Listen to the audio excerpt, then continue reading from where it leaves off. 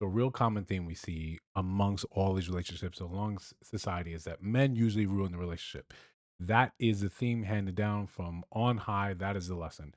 Your relationship ended. What did he do wrong? You cheated on him. What did he do wrong? Right. But we never really have spaces or times when people say, "Hey, I messed things up. I fumbled that good man." Because statistically, there's got to be a few good men out there, right? That's a fair assessment. There's got to be a few good men out there. So we got a video here describing just that. But before we get into it, guys, like, comment, subscribe. Definitely subscribe. 1,000 subscribers is a milestone. It's not the goal. We're on our way. Let's get into this. Did not fumble you. Fumble what? Your disrespectful ways, your disrespectful mouth, the way you belittle him, the way you sit up there and talk bad about him to your friends and your family, the way you would sit up there and say, we going on girls' night or girls' trips, and you sit up there kissing and dancing on your friends, the way you sit up there and you're not supportive of him, you're not encouraging him, you're not there for him when he needs you to be there psychologically or emotionally. You think he fumbled you? Bitch, you fumbled him. But yeah, like let's be fair. Let's be fair to men, right? This absolutely happens. This is a common thing that there are good men out there and they find themselves attracted to women on all sorts of planes. So naturally, you might find yourself attracted to someone that's not good for you, right? Or everything started well, maybe some things changed, she changed. Like it happens. It's normal. We also need to normalize that, yeah, sometimes women chase off good men. You weren't ready. You weren't able to appreciate what he was trying to say to you. Maybe your friends got in your ear and other things became more important than the program. So now you're left in this place, right? If things were equal, if things were really equitable and the world was really fair, you would ruin a good man, you would chase him off, and your friends would tell you, yeah, you messed that up. You messed that up. You wouldn't find yourself in an echo chamber that is telling you, no, you're fine. He's wrong. Or you're about to receive this sort of blessing. That just cleared the way for your man, the man you're supposed to be with.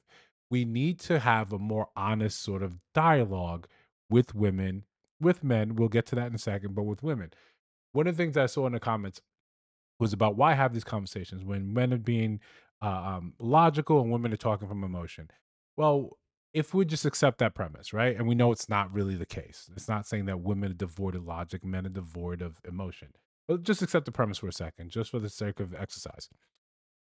We have the conversation because when you don't check things that are wrong, right, they persist, right?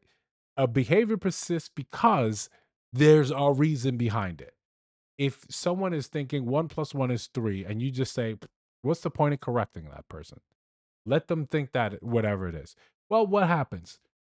You end up burning people at the stake for science, for math, right? Right? You get what I'm trying to say here, right? It's not 1 to 1, but you get it. If you don't stop or thinking, there's no it just becomes harder and harder as these things cement later on in life. You got away with something for so many years. That's why childhood rearing is important. You got away with something so many years. Now, as an adult, when I try to say, hey, that doesn't make sense. That's wrong. That's not how it works. You don't get it. You have this inability to understand what I'm trying to say.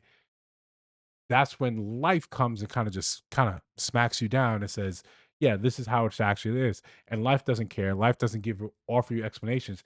It just moses you on down the block to the next house, knocks on the door, and gives it a daily dose reminder of, hey, this is what life is really like.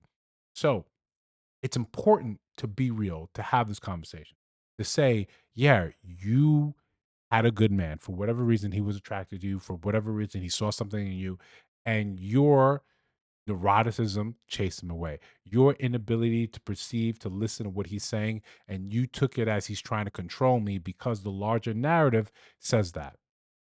So now you find yourself back at the drawing board at a place that we all admittedly say it's very difficult to date. So now you had someone good, but because the grass looked greener, your friends looked like they were having fun being single, doing single girl things, single guy things, which just trying to be fair, right? Then you find yourself in a position where you don't know that you fumbled someone good. Maybe this is always a big hope of mine, big hope of mine before I land this plane, a big hope is that we have these moments of clarity and reality where we understand what we did wrong in those dark moments, in those moments in the shower where it's just you and you're thinking about what everything that's happened, everything that happened in the world. You're saying, "Wow, maybe I did mess up." That's the only hope we can have.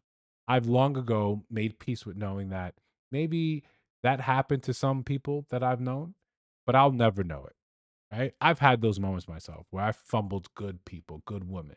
And just because I wasn't where I was supposed to be, I wasn't a leader. I wasn't who I am today. That makes me look forward to who I'm going to be in another 5 years, another 10 years. But guys and girls and women, let me know what you guys think in the comments. Again, like, comment, subscribe. It really helps the channel. If you're hearing my voice right now, I thank you for watching to the end. I'll see you in the next one.